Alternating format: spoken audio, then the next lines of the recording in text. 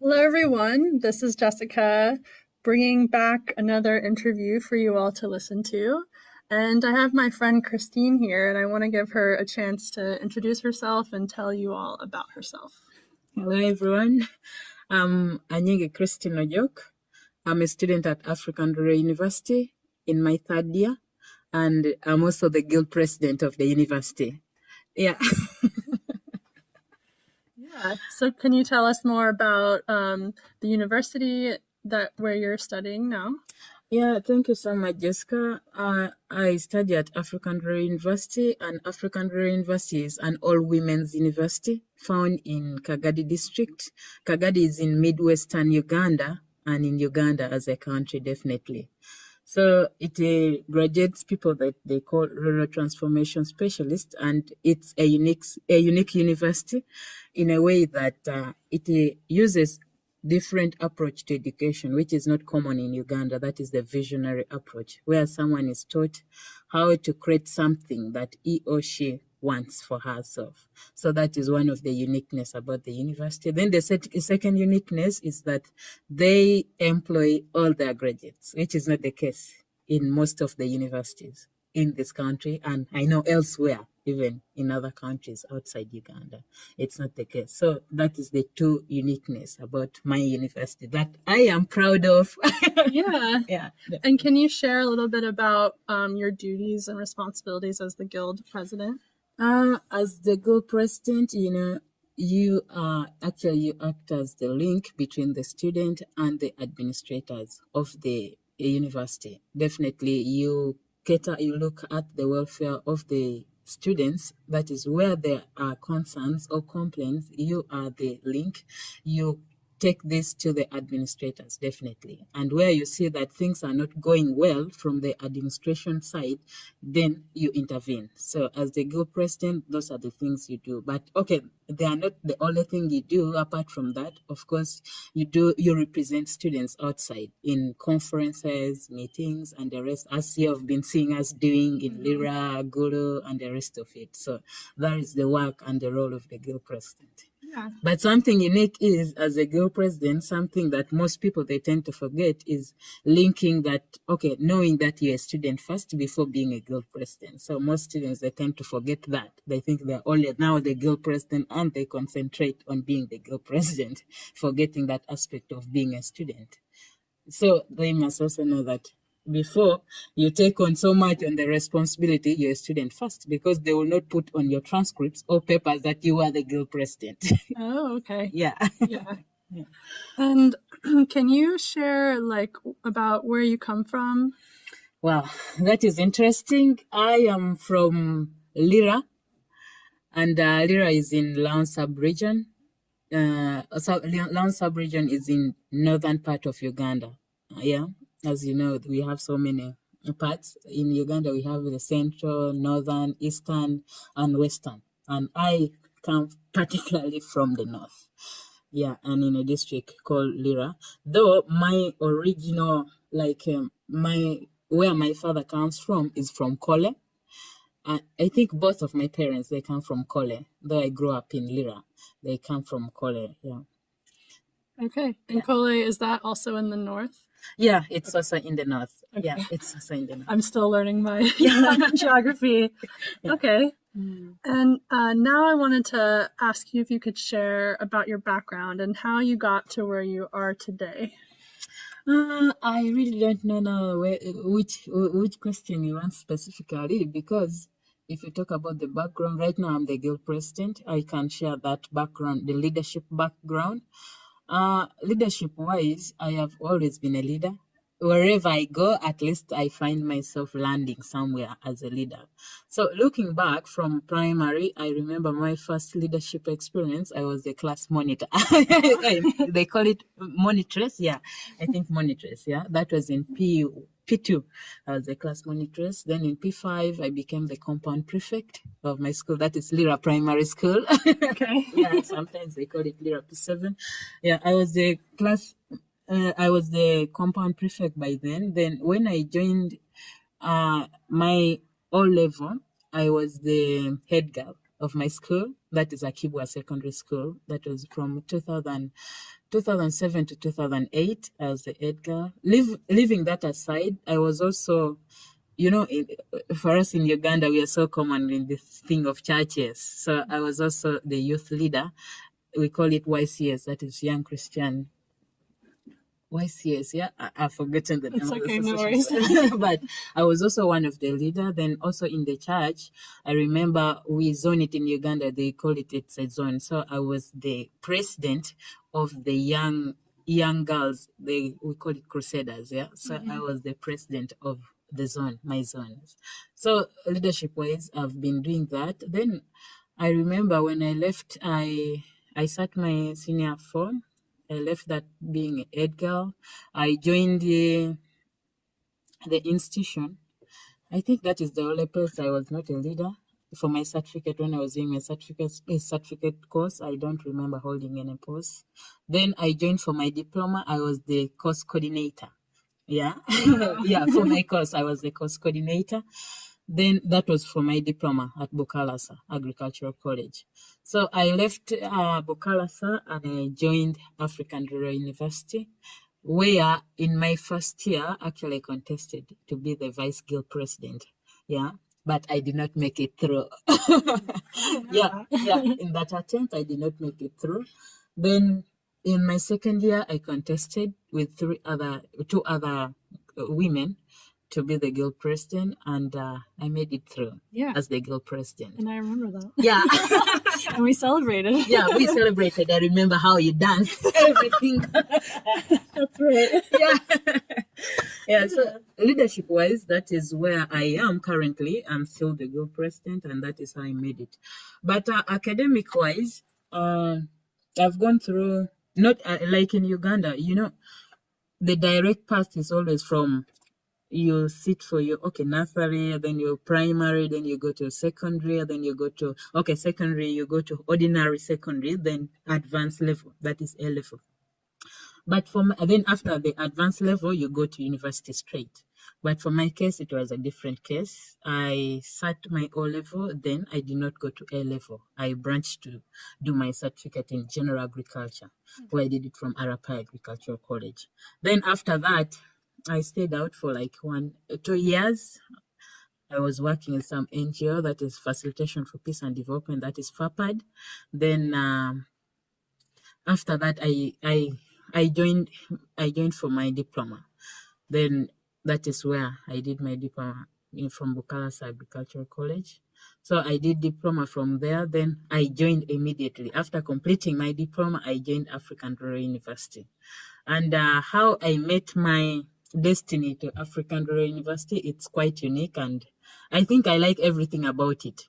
Because as I was working with that NGO, I was really, I think, a committed lady. Not surprising. Yeah.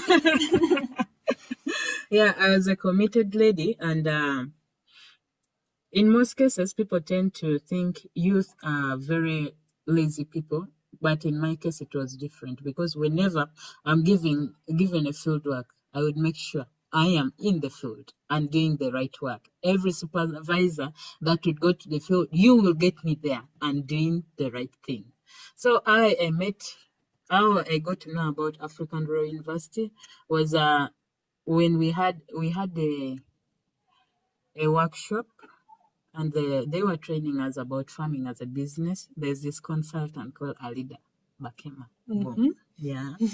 So she went to train us about that. So when she went to make a follow-up deep after the workshop had ended and we had gone back now to implement the things in the field very far. So I was working in a village called Omoro. Yeah. And when she went to make the follow-up, she got me training. I think very well. I think I was doing it very well. And she sat there, watched me train the youth, and the thing was very lively. Afterward, she asked me, have you heard about this university called African Rural University? I said no. Then she made mention that I think you can be a very good rural transformation specialist. But by then I had no clue about what rural transformation specialist is. And I was like, okay. Then she was like, what did you do?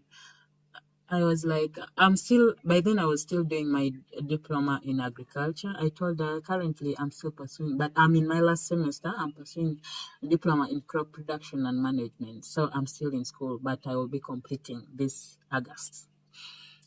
Then she was like, oh, I don't know whether you've heard about this university. I said, no. She was like, would you mind to get the website and you have a look at it? I said, it's fine.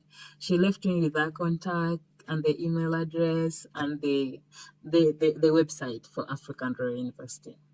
So after the training, they even left. I also left and I continued with my work normally. Then I never knew something good would come out of it, and I continued with the work. And she came back again.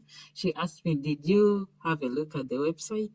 I said no. I was in the village, and there was no internet, and there was no way I could have a look at it. So she was like, "It's fine. I will show you before the day ends." So at the end of the evening, I went to her. After the workshop, actually, I went to her. She showed me the website. I said, wow, I think I like the university. Yeah. Uh-huh. I said, I think I like the. She was like, would you mind to join it? I said, yeah, I think I can join. But now the only challenge right now is I am like the breadwinner of my family because it is this work I'm doing which is supporting myself and even my sibling. Because at that time I was paying our last born actually. I was paying her, and all along I've been paying her since from senior 1 to senior 4. And at that time she was just sitting as senior 4. So I told her, now if I am really interested in joining, but the constraint is the financial bit of it. So I don't know even how I can handle that. Then she told me, I don't know now what you can do, but if you're interested, it's fine. I said, yeah, I'm interested, but that is the only challenge. And she told me, okay, it's fine. I shall see what to do. She went. Then the next time she came and asked me, have you made up your mind? I said, fine. I have made up my mind to join the university, but still the other challenge is still standing, the financial support. But if the university is having like long distance studying, because my diploma, I did it even long distance studies, where we go after, like in January, we go and study, we do the exams, and we get back home within 3 weeks is where everything is done. You go and read, you go and get new modules, you do exams, and you go back and continue with the work. So you just get a leave of like 1 month, which is enough. So she told me, no, we don't have long distance. We have full time. You must be there full time. I said, well, that is where the complication is coming. But if I can get a sponsor, then I think I can sacrifice the support I was giving the other family members, and I can go and concentrate. Then she told me, I don't know. I don't think we have sponsorship now, but of course there are other offers. Let me go and find out with the university administrators. And I said, it's fine. Then we continued communicating in the email, and she told me, what if they give you a half bursary? I said that would also be fine, but still the challenge where will I get the other half? It's still challenging because I have both parents, by the way, but the source of income, it's not okay. It can't support all of us because we are 5 children, so it can't support all of us. And me looking at me, I looked at me as being now old enough. I can't now put that bother on them that I need you to support me and the rest. I needed to be independent, not relying on them. Then she told me it's fine. Let me go and talk to administrators, then I will get back to you. And I said it's okay. Then I waited. After some time, she told me, I'm going to give you a full scholarship. Wow. There you go. So, wow, that was the greatest news I had in that period, I think. Yeah. It was really nice. And I remember jumping and saying, glory be to God. Yeah, that's a great story. Yeah. And I want to lead in because I think, I don't know if I'll lead it, whatever, hear this one day, hopefully. But can you transition to tell us about like the vision for your future, either immediately after graduating or even your long-term vision?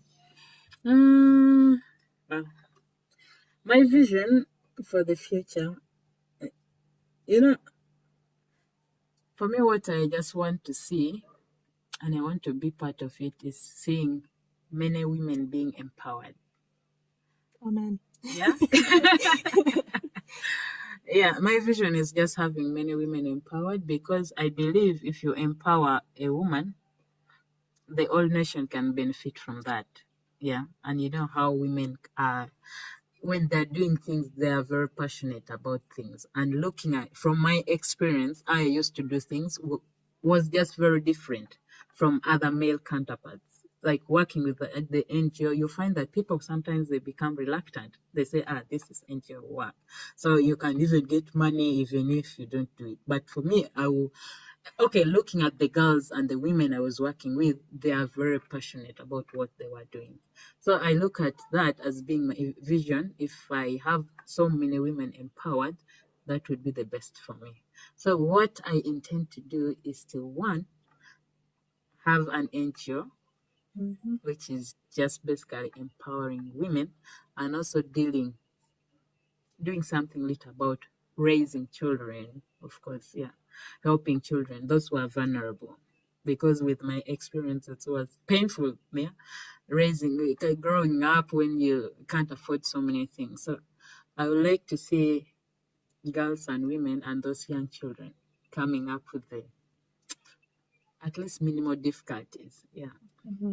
Then secondly, I have to, right now I have two visions. That is one. Then also politically, I want to continue pursuing my political career, and I am seeing myself being the the member of parliament. Yes. I'm going to keep following you. Yeah. Like, I'm looking forward to staying in touch with you like years from now and seeing. Yeah, definitely. Like I know her. Yeah, definitely. So those are the two things I'm working on currently. I want to be that legislator for my country, where I can influence the law in this country, kind of. Yeah. Then also to have many women empowered. Yeah. Nice. Through having an NGO. Thanks. Yeah. So, you talked a little bit about some challenges when you were working in the field, and then you met Alida. And so I was wondering if you could share a little bit about any challenges that you're going through currently. As a person, still you can't say that you don't have challenges. Yeah, I have still challenges where, just like, for me, I'm always hardworking and the rest. So you find you get things here and there. I can get little money. Much as I'm a student, I've been getting little money just out of hard work and like appreciation and the rest. But you find that financially at home, we are still constrained, and I have the other siblings who are still in school. So you find even the little money you get, you can't even meet your personal demand, because there are other things pulling you. Remember, I left those siblings that I was supporting. So I can't support myself even to come up with other initiatives still. So I need to keep supporting. So that is the biggest challenge I have right now. The little things I get, I must still take it back at home to help the people at home. So that is my biggest challenge currently. Then also, just looking at my vision, I feel like helping women. I feel I need to help them even now, but I still lack the financial support. Yeah, I still like how to support them. Though I'm doing the little, you've always seen me going to radio stations and trying to create awareness and the rest of it. But still, things that I can do tangibly and like physically, it's not yet there. Yeah, it's not yet there. I can't support them the way I feel I need to do. Yeah. Yeah, thank you for opening up and sharing that with everyone.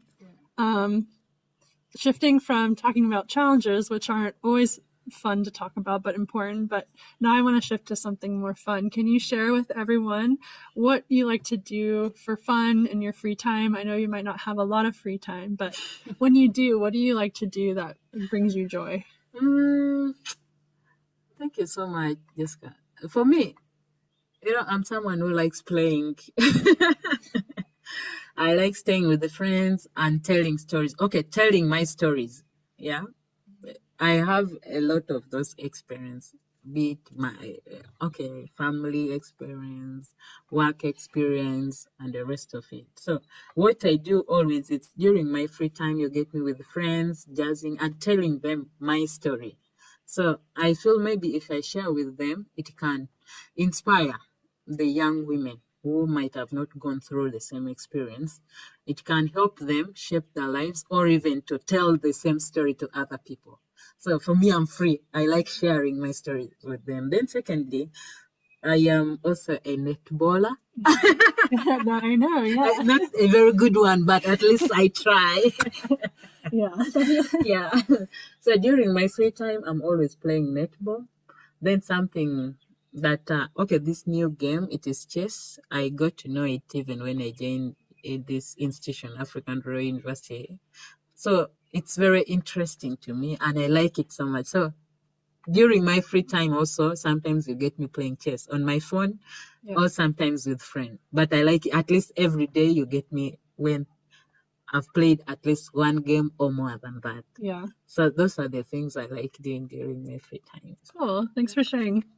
Now to my last question, which I ask everyone that I interview, is what would you like Americans to know about Uganda and the Ugandan people? Wow.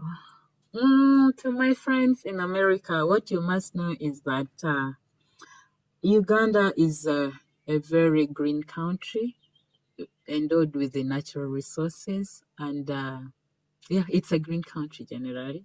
Then the other thing is people of Uganda are very hospitable. Yeah, I don't know whether you've witnessed that, Yes, but very much. Yeah. And specifically where I come from, people from the north are very hospitable.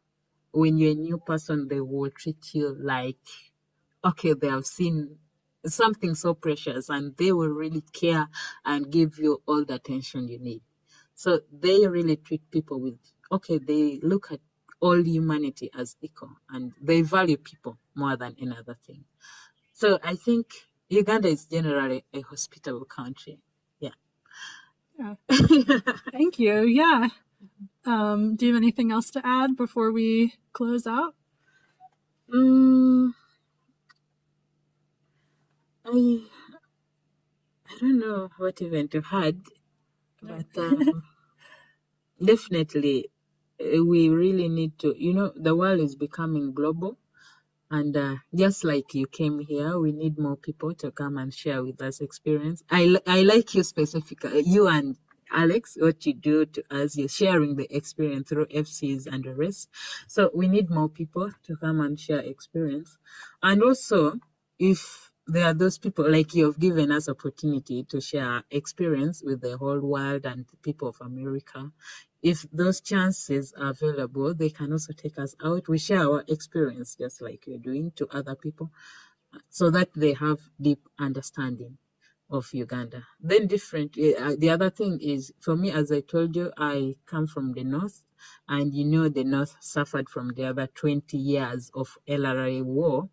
And people should know that much as the gun has gone silent, people from the north are still going through a lot of challenges like trauma, physically they are injured, then psychologically they are still tortured, and the rest of it all. The gun has gone silent, but we still have a lot of challenges. Then also apart from that, we have the generation, like my generation, which are full of people who are unemployed. That is one. Okay, they can be employed, but things which cannot sustain them. Yeah, they are employed, but things are not still going right.